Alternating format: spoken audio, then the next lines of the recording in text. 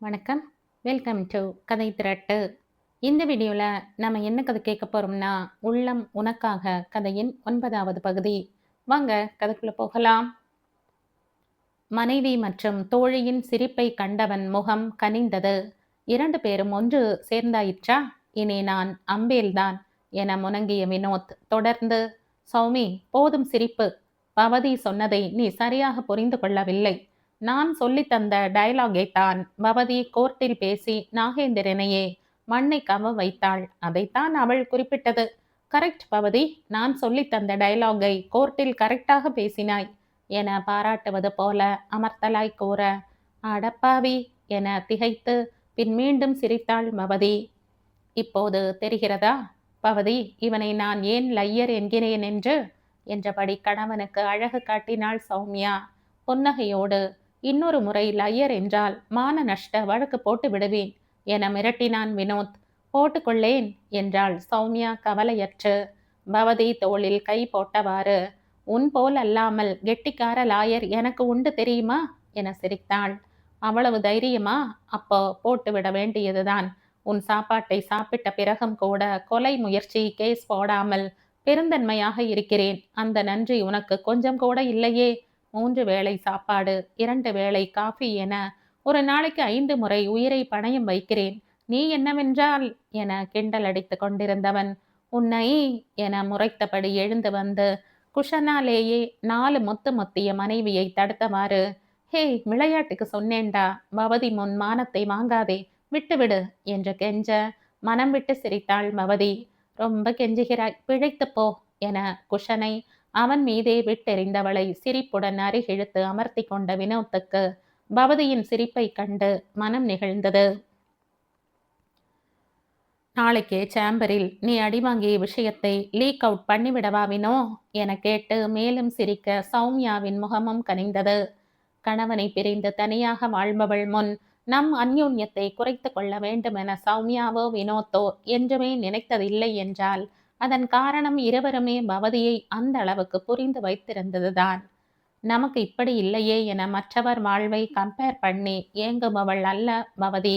அத்தோடு அவர்களின் காலை மாறும் பேச்சிலும் சிறு விளையாட்டிலும் கவலையெல்லாம் மறந்து மனம் நிறைய அவள் சிரிப்பதும் அவர்கள் அறிந்தே இருந்ததாலேயே அவள் முன் இயல்பாகவே இருந்தனர்.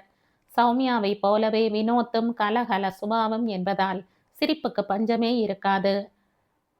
டாம் அண்ட் ஜெரி போல தோன்றினாலும் உள்ளூர பயங்கர நேசம் இருப்பது பவதிக்கும் தெரியும். எனவே இப்போதும் அவர்களை கண்டு வழக்கம் போலவே மனம் நிறைந்த பவதி, ஆண்டவா இவர்கள் இதே போல அன்புடனும் குறும்புடனும் 100 ஆண்டு காலம் வாழ வேண்டும் என மானசீகமாக வேண்டிக் கொண்டாள். அதே சமயம் செல் ஒலிக்க எடுத்து பார்த்தவள், நம் சார்தான் வினோ என்று விட்டு, சொல்லுங்கள் சார் என்றாள் பவ்யமாக. சிக்னல் சரியாக கிடைக்காததால் எழுந்து பால்கனிக்கு சென்றவள் சுளீர் என முகத்தில் விழுந்த வெயிலையும் அதனால் மீண்டும் முணுமுணுவென அதிகரித்த தலைவலியையும் பொருட்படுத்தாமல் பேசத் துவங்கினாள். பேசி முடித்து உள்ளே வந்தவள், நாளை காலை சார் வருகிறாராம் வினோ. KKSPயை கட்சியில் இருந்து நீக்குவதற்கு வேண்டிய ஏற்பாட்டை முடித்து விட்டாராம். இனி அவன் பல் பிடுங்கிய பாம்பு என சிரித்தவள், மணி 4 நான் கிளம்புகிறேன் என கிளம்பவும், டிஃபன் செய்கிறேன், சாப்பிட்டு விட்டு போகலாம் பவதி என எழுந்தாள் சௌமியா. வேண்டாம்பா, உன் காஃபியிலேயே தலைவலி தேவலாம் என்றாள் பவதி. அவளை குறுகுறுவென பார்த்தபடி, எனக்கு ஒரு சந்தேகம் பவதி என்றாள் சௌமியா. என்ன என ஐயத்துடன் வினவினாள் பவதி. முன்பெல்லாம் நான் என்ன திட்டினாலும் கேட்காமல் தலைவலி என்றால் மாத்திரையை விழுங்குவாய். ஆனால் சில வருடமாக தலைவலி வந்தால் காஃபி மட்டும் குடிக்கிறாய், என்ன விஷயம்? உன் தலை என முணுமுணுத்தபடி கிளம்பினாள் பவதி. ரஞ்சனின் பழக்கம் அது என்பதால் அவனை பிரிந்த பின்பு தலைவலி வந்தால் மாத்திரை போடுவதை விடுத்து சூடாக காஃபி குடித்துவிட்டு தைலத்தை தடவிக்கொண்டு பேசாமல் படுத்து விடுவாள் பவதி. என்னவோ அவன் பழக்கத்தை ஃபாலோ பண்ணுகிறோம் என்கிற நினைவே அவள் உள்ளத்தில் ஒரு அமைதியை ஏற்படுத்த அப்படியே தூங்கி விடுபவள் எழும்போது தலைவலி நிஜமாகவே காணாமல் போயிருக்கும். நடுவழியில் கார் வேறு ரிப்பேர் ஆகிவிட சரி செய்து கொண்டு விடாமல் தொல்லை செய்த தலைவலியையும் பொறுத்து கொண்டு ஒரு வழியாக வீட்டுக்கு வந்தவள் சோர்வுடன் ஹால் சோஃபாவில் சாய்ந்து கண் மூடினாள். செல்லில் ரோஹித்துடன் பேசிவிட்டு தோட்டத்தில் இருந்து உள்ளே வந்த புவனரஞ்சன் பவதி வந்ததை கவனித்து வாழ்த்தலாம் என்கிற எண்ணத்துடன் அருகே வந்தவன் அவள் ஓய்ந்து போய் அமர்ந்திருந்த தோற்றம் கண்டு சட்டென பதறிப்போய், பவி, ஆர் யூ ஆல்ரைட் என கவலையுடன் கேட்டபடி அருகில் அமர்ந்து நெற்றியை தொட்டு பார்த்தான். பவி என்கிற அவனின் அழைப்பு உயிர் வரை ஊடுருவி பாதிக்க நெற்றியில் மிருதுவாக படிந்த கணவனின் கரத்தில் சொல்ல முடியாத அமைதியை உணர்ந்தவளாக பதில் சொல்லக்கூட சக்தியற்றவளாய் அப்படியே கிடந்தாள். அவளின் மௌனம் கண்டு, பவி, என்னவாயிற்று என்றவனின் குரலில் தெரிந்த பதற்றம் அவளை லேசாய் புற உலகிற்கு இழுத்து வந்தது. இதமான குரலில், ஒன்றுமில்லை ரஞ்சன், லேசான தலைவலி என்றாள் விழிகளை திறவாமலே. ஓ, ஆனால் மாத்திரைதானே போடுவாய்?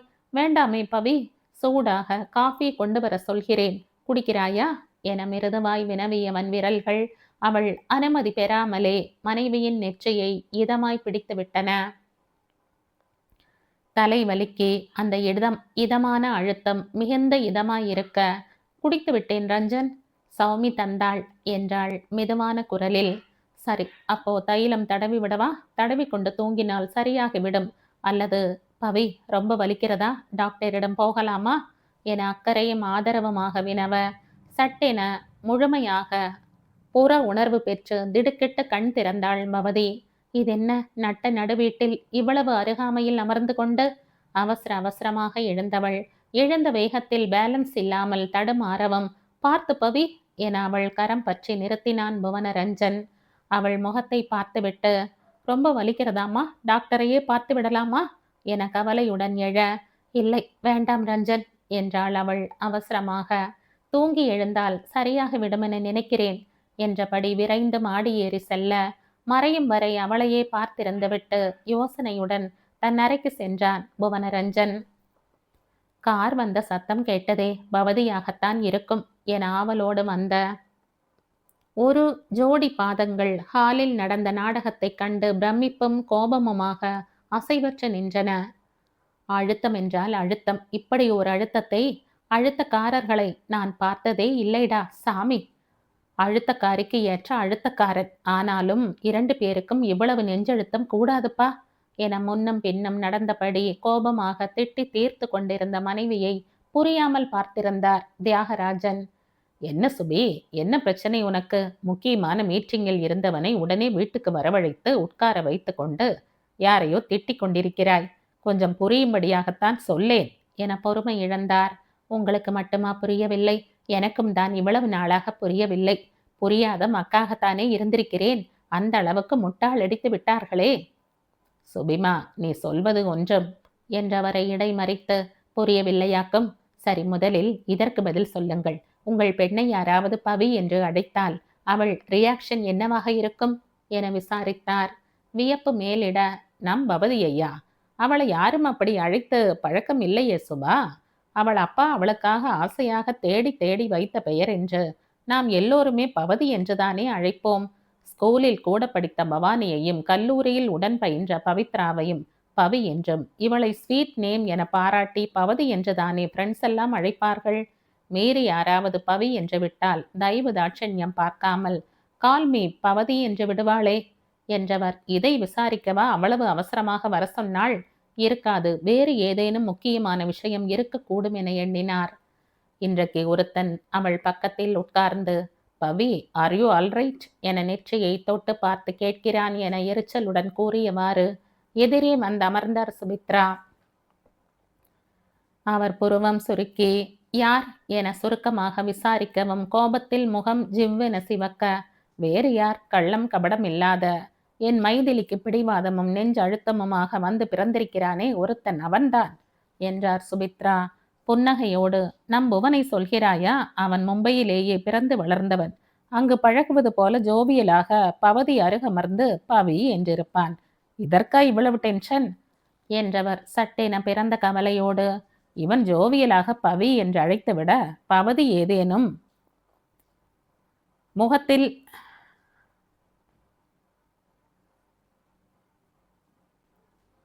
இவன் ஜோவியலாக பவி என்று அழைத்துவிட பவி ஏதேனும் முகத்தில் அடித்தாற் போல பேசிவிட்டாளா? பாவம் டி புவன் என பரிதாபப்படவும் அவரை முறைத்தபடி, ஆமாமா, ரொம்ப பாவம்தான் உங்கள் பவதி, ரொம்பத்தான் அவளை திட்டிவிட்டாள் என்றார் எரிச்சலுடன்.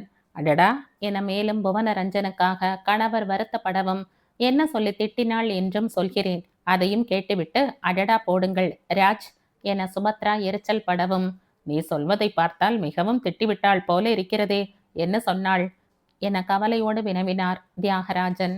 ஒன்றுமில்லை ரஞ்சன், லேசான தலைவலி என பவதி போலவே சொல்லி காட்டினார் சுபத்ரா. வாட் என அதிர்ந்து போனார் தியாகராஜன். பல நொடிகளானது அவர் தன்னை சமாளித்துக் கொள்ள. யூ மீன் என இழுக்க, பவதியோட ரஞ்சன் தான் இந்த புவனரஞ்சன் என்ற சுபத்ரா தொடர்ந்து, அன்று இருவரையும் அறிமுகம் செய்து வைத்த போது ஒருவரையொருவர் முன்பே பார்த்தது கிடையாது போல என்ன ஒரு பாவனை, கண்களில் ஒரு சின்ன சலனம், திகைப்பு ஒன்றுமே கிடையாது ராஜ். எப்பா உலக நடிப்புடா சாமி என பொறிந்து கொட்டினார் சுபத்ரா. என தாடையை தடவியபடி யோசித்தார் தியாகராஜன். நாம் என்னவோ நினைத்து புவனை வேண்டாம் என்றோம். ஆண்டவன் முடிவு வேறு விதமாக இருக்கிறது, என்ன செய்ய? ஆனால் நான் அதை நினைத்து வேண்டாம் என்றானோ? அது போலவே நடந்துவிட்டதே ராஜ். வெறும் 2.5 வாரத்திலேயே ஆளுக்கு ஒரு பக்கம் பிரிந்து விட்டார்களே. ஆனால் இப்போது கூட நம்மிடம் என்னமாய் நடித்திருக்கிறார்கள் பாருங்கள் ராஜ். நான் இப்பவே இருவரையும் அழைத்து லெஃப்ட் அண்ட் ரைட் வாங்கிவிடவா? கோபமும் எக்கச்சக்க ஆவலமாக சுபத்ரா கேட்க முறுவலுடன் வேண்டாம் என்றார் தியாகராஜன். ராஜ் என அவர் திகைக்க, கொஞ்சம் யோசித்து பார் சுபா. அவர்களிடையே என்ன பிரச்சனை, ஏன் பிரிந்தார்கள் என நமக்கு தெரியாது. அத்தோடு புவன் பிடிவாதக்காரனே தவிர பொறுப்பற்றவன் கிடையாது. துருவை பற்றி இப்போது அவனும் அறிந்து கொண்டான். இப்போது ஒரே வீட்டிலும் இருக்கிறார்கள். அவர்களே பேசி ஒரு முடிவுக்கு வரட்டும். நாம் சற்று ஒதுங்கி நிற்போம். பவதியோட ஹஸ்பண்ட் யார் என்ற புதிர் விலகிவிட்டதல்லவா? இனி நம் கையை விட்டு எதுவுமே போகாது. ஹஸ்பண்ட் யார் என்று கண்டுபிடிக்க முயற்சி எடுக்க மாட்டோம் என்றுதான் சத்தியம் செய்திருக்கிறோமே தவிர தெரிந்த பிறகு சும்மா இருப்போம் என உறுதிமொழி தரவில்லையே. தைரியமாக இரு என நிதானமாக எடுத்துரைக்க சுபத்ராவும் முகம் தெளிந்தார். சரிராஜ், ஆனால் நான் இப்ப அவர்கள் முன் உண்மை தெரிந்ததாக காட்டிக்கொள்வதா வேண்டாமா என குழம்பவும், புன்னகையோடு உன்னிடம் உண்மையை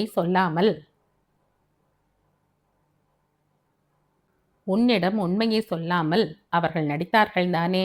நீயும் தெரியாதது போல நடித்து அவர்களை ஒருவருக்கொருவர் சீண்டிவிடு.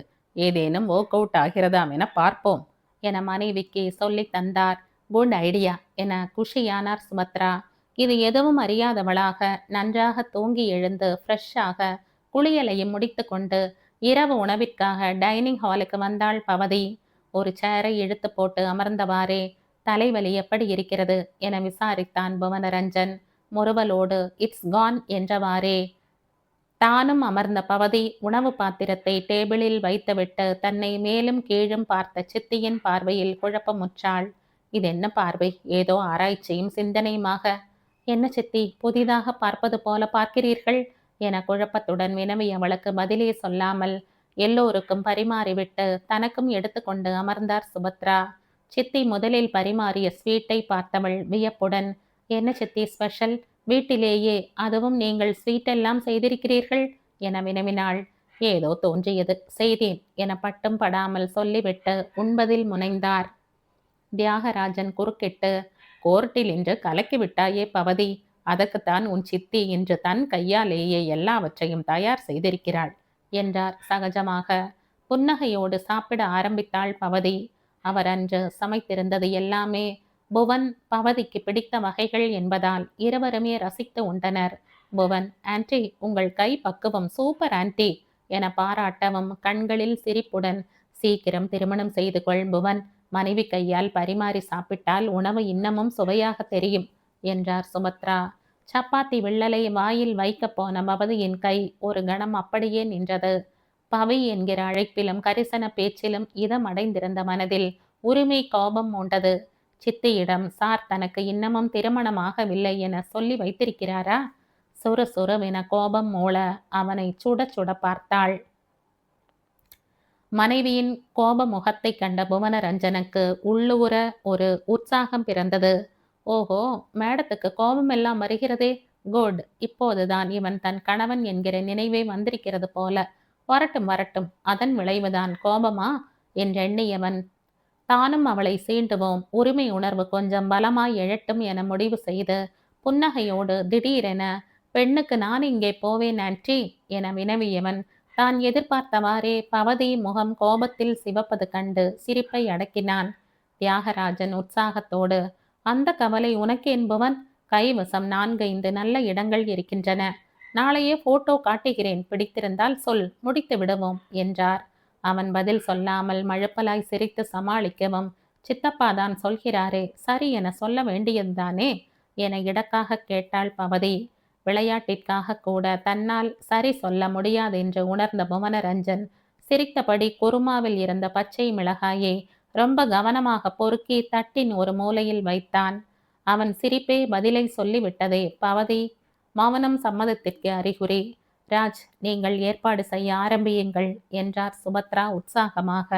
சித்தி, அவசரப்படாதீர்கள். அவர் மௌனத்தை பார்த்தால் எனக்கு என்னவோ ஏற்கனவே கமுக்கமாய் கல்யாணத்தை முடித்தவர் போலத்தான் தோன்றுகிறது. முதல் மனைவி உயிரோடு இருக்க 2வது திருமணம் சட்டப்படி செல்லாது என்றாள் பவதி எரிச்சலை மறைத்து இனிய குரலில். அடடா, என் வக்கீல் புத்தியை வீட்டுக்குள்ளேயே கொண்டு வந்து விட்டாயா? அவன் ஒன்றும் உன்னை போல கிடையாது. எங்களிடம் சொல்லாமல் திருமணம் செய்வதற்கு கட்டாயம் எங்களை கேட்டுக்கொண்டுதான் முடிவெடுப்பான். என்ன புவன், அப்படித்தானே? அடடா, என்னப்பா இப்படி புறையேறுகிறது? தண்ணீர் குடி என்ற சுபத்ரா சாரி என்று விட்டு அவசர அவசரமாக தண்ணீர் குடித்தவனை நமட்டு சிரிப்புடன் பார்த்தார். சாப்பாடு முடிந்த பிறகு நால்வருமாக சற்று நேரம் ஹாலில் அமர்ந்திருந்தனர்.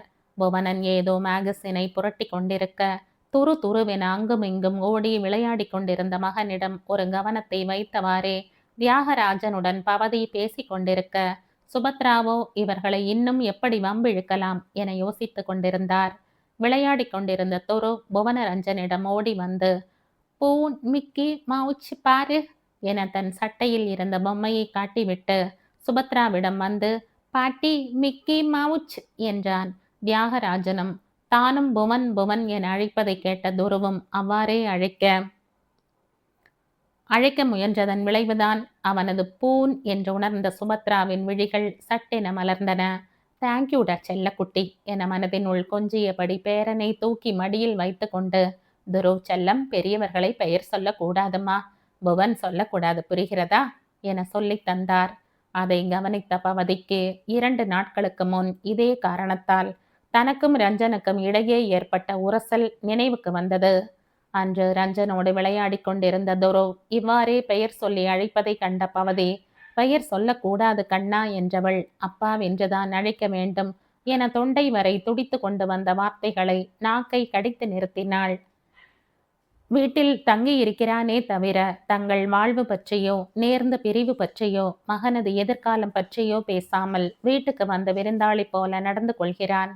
துருவு பற்றியோ தங்கள் வாழ்வு பற்றியோ என்ன நினைக்கிறான் என்றே தெரியாத போது அவனை அப்பாவின் அறிமுகப்படுத்த அவளது சுய கௌரவம் இடம் தரவில்லை. எனவே பெயர் சொல்லக்கூடாது கண்ணா என்பதோடு நிறுத்தி கொண்டாள். தாய் சொன்னது புரியாத துருவ் தொடர்ந்து விளையாட ஆரம்பிக்க மனைவியை ஆத்திரத்தோடு முறைத்தான் புவனரஞ்சன். பீச்சில் என் மகன் மட்டுமே உனக்கு உரிமை இல்லை என்றதை நிரூபிக்கிறாளாக்கும். பிள்ளை பிறந்ததையே சொல்லாதவளுக்கு இப்போது தகப்பனை அறிமுகப்படுத்த கூட இஷ்டம் இல்லையா என கொதித்து கொண்டு வந்தது. எப்படி அழைக்க கூடாதென அறிவுறுத்தியவள் எப்படி அழைக்க வேண்டும் என்கிற முறையையும் சொல்லித்தர வேண்டியதுதானே என ஏளனமாக கேட்கவும் அவளுக்கும் கோபம் வந்தது. அவசியம் இல்லை என்றாள் சுருக்கமாக. அந்த பதிலில் மேலும் கொதித்து போனவன், நீ என்னை ரொம்பவும் அவமானப்படுத்துகிறாய் பவதி என்றான் கடுமையுடன். நீ படுத்தியதை விடவா? அன்று அவள் அவசியமில்லை என்றுதானே ஒரு வார்த்தை சொல்லாமல் முதுகை காட்டிக்கொண்டு நின்றவள் தானே என அவளுக்கும் கொதித்து கொண்டு வர அலட்சியம் போல, உங்களுக்கு அவசியம் என்றால் நீங்களே எப்படி அழைக்க வேண்டுமென அவனுக்கு கற்றுக் கொடுங்கள், நான் தடுக்க மாட்டேன் என்றாள் விட்டேச்சையான குரலில். முகம் கோபத்தில் சிவக்க, மாட்டேன் என்றான் அவன் தீர்மானமாக. எந்த மகனிடம் என்னை அப்பாவின் அறிமுகப்படுத்த மறுக்கிறாயோ அதே மகனிடம் நீயாக என்னை அப்பா என அறிமுகப்படுத்தும் நாள் வரும். அதுவரை நான் காத்திருப்பேன். அதுவரை இவன் என்னை பெயர் சொல்லி அழைப்பது எனக்கு அமுதம் என அழுத்தமும் ரோஷமுமாக அறிவித்துவிட்டு அகன்று செல்ல அவன் முதுகை ஆத்திரத்துடன் முறைத்தாள் பவதி. அவ்வளவு ஈகோ, திமிர், பிடிவாதம். அவனுக்கு வேண்டுமானால் மகனுக்கு அப்பா என்று அழைக்க சொல்லித் தர வேண்டியதுதானே. அதை விட்டுவிட்டு அவளாக மகனிடம் இவர்தான் உன் அப்பா என சொல்லி இவனது காலில் போய் விழ வேண்டுமா? தப்பு செய்த இவனுக்கே இவ்வளவு இருக்கும் என்றால் இவனால் பாதிக்கப்பட்ட எனக்கு எவ்வளவு இருக்கும்? நோ மிஸ்டர் ரஞ்சன் என கருவியவள் துருவ் அவனை பெயர் சொல்லி அழைக்கும் போதெல்லாம் கண்டும் காணாமல் போய் விடுவது வழக்கமாயிற்று. அதை இன்று வரை தியாகராஜனும் சுபத்ராவும் சரியாக கவனிக்கவில்லை. ஆனால் இன்று சித்தி கவனித்து துருவை திருத்துவதை கவனித்தும் கவனிக்காதவள் போல சித்தப்பாவிடம் பேச்சை தொடர்ந்தவள் சட்டென திடுக்கிட்டாள். ஏனெனில் இனிமேல் புவன் சொல்லக்கூடாது தங்கம், அங்கிள் என்றுதான் சொல்ல வேண்டும். சொல்லு பார்ப்போம். அங்கிள். எள் சொல்லு சொல்லு என பேரனுக்கு வெகு மும்முரமாக கற்றுக் கொடுக்க ஆரம்பித்தார். துருவும் அழலையில் அழகாக அங்கிள் சொல்ல சமர்த்தடா தங்கம் என பேரனை கொஞ்சினார் சுபத்ரா. கையில் இருந்த வார பத்திரிகையை தாழ்த்தியபடி இப்போது உனக்கு திருப்தியா என்பது போல புவனரஞ்சன் முறைக்கவும் அவனின் குற்றம் சாட்டும் பார்வையை எதிர்கொள்ள முடியாமல் கையில் இருந்த செல்போனை திருப்பி பார்த்தாள் பவதி. இருவரையும் கவனித்த சுபத்ரா வந்த சிரிப்பை அடக்கி கொண்டு, என்ன ஆயிற்று புவன், உன் முகம் ஏன் மாறிவிட்டது? ஓ, என்னதான் மும்பையில் வசித்தாலும் உனக்கு தமிழ் பற்று அதிகமாயிற்று. அதான். அங்கிள் பிடிக்கவில்லையா? சரிதான். துரு கண்ணா, மாமா சொல்லு. மாமா எங்கே சொல்லு பார்ப்போம் என ஊக்கப்படுத்தவும் எங்கே மகன் சொல்லிவிடப் போகிறானோ என்கிற பதற்றத்தில் சட்டென எழுந்து விட்டான் புவனரஞ்சன். எனக்கு ஒரு முக்கியமான ஃபோன் பண்ண வேண்டியிருக்கிறது என்றவாறு அகன்று செல்ல பவதியும் எனக்கு முக்கியமாக கேஸ் கட்டு படிக்க வேண்டும் என நகர அம்மா என்றபடி துருவும் அவளை பின்தொடர சுபத்ராவும் தியாகராஜனும் ஒருவரையொருவர் பார்த்து சங்கேதமாக சிரித்து கொண்டு எழுந்து சென்றனர். மாடி ஏற போனவள் உடையை பிடித்திருந்தான் துருவ். என்னம்மா என மண்டியிட்டாள் பவதி. வெள்ளாடலாம் என மகன் விளையாட்டு சாமான் கிடந்த இடம் கை காட்டி அழைக்க அவன் இழுத்த இழுப்புக்கு சென்றவள் அவன் விருப்பப்படி விளையாட ஆரம்பித்தாள். சற்று நேரத்திலேயே எல்லாமும் மறந்து மகன் மட்டுமே மனதை ஆக்கிரமிக்க அவனோடு சேர்ந்து தானும் ஒரு குழந்தையாய் விளையாடி கொண்டிருந்தாள் பவதி. தோட்டத்தில் இருந்து உள்ளே வந்த புவனரஞ்சனை கலகலவென்ற சிரிப்பொலி ஈர்த்து ஹாலை நோக்கி இழுத்து வந்தது. மனைவியும் மகனும் விளையாடி கொண்டிருந்த காட்சி மனதை சுண்டி இழுக்க அப்படியே ஓரமாய் மேஜை அருகே நின்றவாறு கண் கொட்டாமல் பார்த்து ரசித்தபடி நின்றிருந்தான். தாயும் மகனும் மட்டுமான அந்த உலகத்தில் இருவரும் சந்தோஷமாக மூழ்கி இருந்ததை உணர்ந்தவனுக்கு தானும் அதில் ஒரு அங்கத்தினராக ஏக்கம் எழுந்தது. அதே போல தன் வீட்டில் இருவரும் உரிமையும் மகிழ்ச்சியுமாக விளையாட அதை தான் ரசித்து பார்ப்பது போலவும் பின் அவர்களோடு சேர்ந்து விளையாடுவது போலவும் கற்பனை எழ அவன் முகத்தில் மகிழ்வும் ஏக்கமும் ஒரு சேர தோன்றின. தற்செயலாய் திரும்பிய பவதி ஓரமாய் நின்று தங்களை பார்த்திருந்த கணவனை கண்டு திடுக்கிட்டாள். சற்று முன் கண்ட அவனது குற்றம் சாட்டும் பார்வையோடு சேர்ந்து இந்த ஏக்கம் கலந்த பார்வையும் அவளை ஏதோ செய்துவிட யோசனையோடு மகனிடம் திரும்பினாள். ரஞ்சனின் பார்வை அவளின் பிடிவாதத்தை தளர்த்திவிட, துரு செல்லம், தோ அப்பா நிற்கிறார்கள் பார், அப்பாவை விளையாட அழைத்து வாமா, ஓடு என மென் குரலில் கூறினாள். தான் நிற்பதை கண்ட பின்பும் கூட அவள் கண்டு கொள்ளாமல் மகனிடம் திரும்பி பேச ஆரம்பித்ததை கண்டவனுக்கு மனம் வாடியது. அதற்கு மேல் அங்கு நிற்க மனம் இல்லாதவனாக நகர முயன்றவனின் கரத்தை துருவின் பிஞ்சு கரம் பற்றியது. ஆச்சரியத்துடன் பார்வையை தழைத்தவன், என்ன கண்ணா என மண்டியிட்டான். அப்பா வெள்ளாடலாம் என துரு அழைக்க நம்ப முடியாத அதிசயத்துடன் பவதியை திரும்பி பார்க்க அவளோ துருவின் முயல் குட்டி பொம்மையை ரொம்ப முக்கியமாய் கையில் எடுத்து ஆராய்ந்து கொண்டிருந்தாள். மீண்டும் அப்பா என துரு அழுத்தமாய் அழைத்து விளையாட அழைக்க அவனது அப்பா என்கிற அழைப்பில் மெய் சிலிர்த்தது புவனரஞ்சனுக்கு. கண்கள் பனிக்க ஆனந்தத்தோடு மகனை அணைத்து தூக்கி மிருதுவாய் முத்தமிட்டவனை மென்மையான பார்வையுடன் பார்த்திருந்த பவதி அவன் உற்சாகமாக இன்னொரு தடவை அப்பா சொல்லுமா என சந்தோஷமாக கொஞ்சிக் கொண்டிருக்க தன்னை மீறி பெருமூச்சு விட்டாள். அவன் தன்னிடம் போட்ட சவாலில் ஜெயித்து விட்டான். அவள் வாயாலேயே அப்பா என மகனிடம் அறிமுகப்படுத்துமாறு வைத்து விட்டான். சந்தோஷத்துக்கு கேட்கவா வேண்டும் என உள்ளூர பொறுமல் எழுந்தது. மகனை தூக்கி கொண்டு அவளிடம் வந்தவன், நன்றி பவி என்றான் ஆத்மார்த்தமாக. விரைப்பும் மிடுக்குமாக எழுந்து நின்று அவனை நேருக்கு நேராக பார்த்தவள், மாமாவென்று அழைத்து உறவுகளின் அர்த்தம் அனர்த்தமாக கூடாதே என்பதால் மட்டும்தான் அவனுக்கு சரியான உறவு முறையை சொல்லித் தந்தேன் என கம்பீரமாக மொழிந்துவிட்டு அங்கிருந்து அகன்று சென்றாள். துரு, ஓடாத நில், ஒரு வாய் வாங்கி கொண்டு போடா என்றபடி மகன் பின்னாடியே ஓடிக்கொண்டிருந்தாள் பவதி. பாருங்கள் சித்தி, அரை மணி நேரமாய் ஒரு ஸ்பூன் பருப்பு சாதம்தான் சாப்பிட்டிருக்கிறான், காலையிலேயே படுத்தரான் என சிணுங்கியபடி மகன் பின்னாலேயே கிண்ணத்துடன் அலைந்து கொண்டிருந்தாள் பவதி. சின்ன சிரிப்போடு இருவரையும் வேடிக்கை பார்த்தபடி அமர்ந்திருந்தார் சுபத்ரா. ஏய், அது தாத்தாவோட புக்ஸ்டா என கிண்ணத்தை டீப்பாயில் வைத்துவிட்டு ஓடியவள் அவனிடம் இருந்த புக்கை வாங்கி கைக்கு எட்டாமல் வைத்துவிட்டு மகனிடம் திரும்புவதற்குள் இதழோரம் ஒட்டியிருந்த சிறு துணுக்கு பருப்பு சாதத்தையும் பவதி அணிந்திருந்த ஃபுல் ஸ்கர்ட்டிலேயே துடைத்து கொள்ளவும் பவதிக்கு கோபம் வந்தது. மடவா, என்ன வேலையெல்லாம் செய்கிறாய் நீ என அவனை பிடிக்க முயல லாவகமாக நழுவி குடுகுடுவென ஓடினான் துருவ்.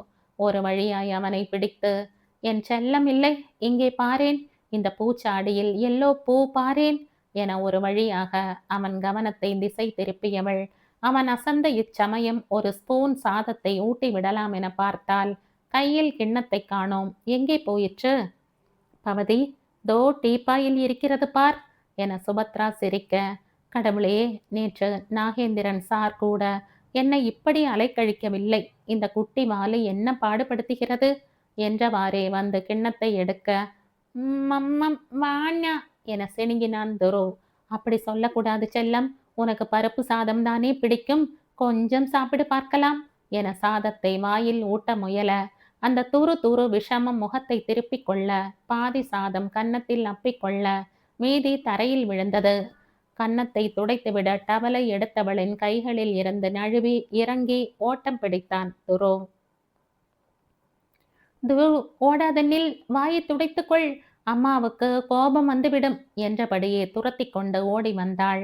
அவள் கைகளில் மாட்டிக்கொள்ளாமல் தப்பித்து ஓட வந்தவன் அன்றுதான் அடையாறு இடத்தின் ரிஜிஸ்ட்ரேஷன் என்பதால் வெளியே செல்ல தயாராகி அயன் பண்ணிய முழுக்கை சட்டையும் பேண்ட்டுமாக அறையில் இருந்து வெளியே வந்த புவனரஞ்சனை கண்டு, அப்பா தூக்கு என கைகளை தூக்க சிரித்தபடி குனிந்து மகனை தூக்கி கொண்டான் புவனரஞ்சன். வேண்டாம், கன்னமெல்லாம் சாதம், உங்கள் ஷர்ட்டை அழுக்காக்கி விடுவான், இறக்கி விடுங்கள் என அவசரமாக தடுத்தாள் பவதி. அழுக்கானால் ஆகட்டும் என கவலையற்று சொன்னவனை ஒரு கணம் இமைக்காமல் பார்த்தவள் முறுவலோடு கையில் இருந்த டவலால் மகன் கன்னத்தை துடைத்து விட்டாள். துரு, சாப்பிட வேண்டும் இல்லையா, அம்மா கிட்ட வாமா என அழைக்க தந்தையின் கழுத்தை கட்டி கொண்டான் அவன். சரி, அம்மா கிட்ட வர வேண்டாம், இதை மட்டும் வாங்கிக் கொள்வாயாம், சரியா? எங்கள் துரு சமத்து தங்கமில்லை என நயமாய் பேசியபடி ஸ்பூனை நீட்ட முகத்தை பின்புறம் திருப்பி கொண்டான் அவன். சிரிப்பும் கோபமும் ஒருங்கே எழ ரஞ்சனின் முதுகு பக்கம் சென்று மகன் வாயில் ஊட்ட முயல முகத்தை இப்போது முன்பக்கம் திருப்பி கொண்டான் துரு. ரொம்ப அடம் பிடிக்கிறாயாடா நீ என்றாள் அலுப்புடன் பவதி. உள்ளூர அப்பாவை போல என்ற சொற்றொடர் எழ அவன் வாய்விட்டே அம்மா போல என முணுமுணுத்து விட்டான். அவள் முறைக்கவும் முறுவலோடு, நான் வேடிக்கை காட்டுகிறேன், நீ ஊட்டிவிடு என்றவன் மகனிடம் திரும்பி, தோ பாரேன் கண்ணா என வேடிக்கை காட்டத் துவங்க வேடிக்கை பார்க்கும் ஜோரில் பவதி ஊட்ட ஊட்ட வாங்கி கொண்டான் துரு. புவன் கைகளில் துரு இருக்க பவதி அவன் அருகில் நின்றவாறு மகனுக்கு ஊட்டிவிட்ட காட்சியை கவனிக்காதது போல கவனித்த சுபத்ராவுக்கு மனம் குளிர்ந்தது. கண் பட்டு விடும் போல என்ன பொருத்தம், அந்த இனிய சிறு குடும்பத்தின் அழகை கண்டு தன் கண்ணை பட்டுவிடப் போகிறது என பயந்தவராய் பார்வையை திருப்பிக் கொண்டார். ஒரு வழியாய் அவனை சாப்பிட வைத்து வாயை துடைத்து விட்டபடி அகன்றாள் பவதி. சற்றைக்கெல்லாம் தந்தையின் தோளில் இருந்தபடியே, மா தண்ணி என மகன் ஏவ, கொண்டு வரேண்டா என வெந்நீரின் வெதுவெதுப்பை சரி பார்த்து ஸ்டா டம்ளரில் ஊற்றி கொண்டு வந்து மகன் வாயருகே நீட்ட தானும் தன் பிஞ்சு கைகளால் டம்ளரை பிடித்து கொண்டு தண்ணீரை குடிக்க, இதை விஷமம் செய்யாமல் சர்ரென்று உறிஞ்சுவதை பார் என புன்னகை செய்தவாறு டம்ளரை பிடித்து கொண்டு நின்றிருந்தாள். தன் அருகே அவ்வளவு நெருக்கத்தில் இயல்பாக மகனின் மீது கவனமாய் நின்ற மனைவியை கண்ட ரஞ்சனின் முகம் மென்மையானது. போதும்டா செல்லம், ஸ்ட்ராவில் இனி காற்றுதான் வரும் என கேலியாக சிரித்தவாறு மகன் கன்னத்தை வருடி முத்தமிட்டு அகன்ற மனைவியை புவனரஞ்சனின் விழிகள் தொடர்ந்தன. இவளுக்கு கொஞ்சம் கூட பாதிப்பே இல்லையா? மகன் மீது அன்பை பொழிகிறாளே, கணவனை நினைத்து பார்க்க தோன்றவே தோன்றாதா என பெருமூச்சு எழுந்தது. வாய்விட்டு கூட சொல்லு வேண்டாம். தன் பிரிவை விரும்பாததைப் போல ஒரு சின்ன முகபாவனை கூட போதுமே. மனைவியை வாவென அழைத்து செல்வானே. ஆனால் அவளோ மகன், சித்தி, சித்தப்பா, தொழில் போதும் என்கிற ரீதியில் தங்கள் பிரிவை பற்றி சிறிதும் அலட்டி கொள்ளாமல் அல்லவா இருக்கிறாள். தன்னை மீறி பெருமூச்சு விட்டான் அவன். என்ன புவன், ஏன் அங்கேயே நிற்கிறாய்? வா, சாப்பிட போகலாம் என சுபத்ரா அழைக்க, அங்கிள் எங்கே ஆன்டி? என்னுடன் வருவதாக சொன்னாரே, கிளம்பி விட்டாரா? சொன்னபடி நீங்களும் வருகிறீர்கள் தானே? நான் கிளம்பியாயிற்று புவன். உங்கள் அங்கிள் ராஜகோபாலன் சார் ஏதோ பேச அழைத்தார் என காலையிலேயே போயிருக்கிறார். டெல்லியில் இருந்து வந்ததும் வராததுமாக என்னை முக்கியமான விஷயமோ தெரியவில்லை. தோ உன் அங்கிள் வந்து விட்டாரே. ஆனால் தியாகராஜன் தன் நண்பர் ராஜகோபாலனுடனேயே காலை உணவை முடித்து கொண்டதாக கூறி பேரனை வாங்கி கொண்டு அவர்களை சாப்பிட அனுப்பினார். இந்த கதையின் தொடர்ச்சியை அடுத்த பதிவில் கேட்கலாம். நன்றி.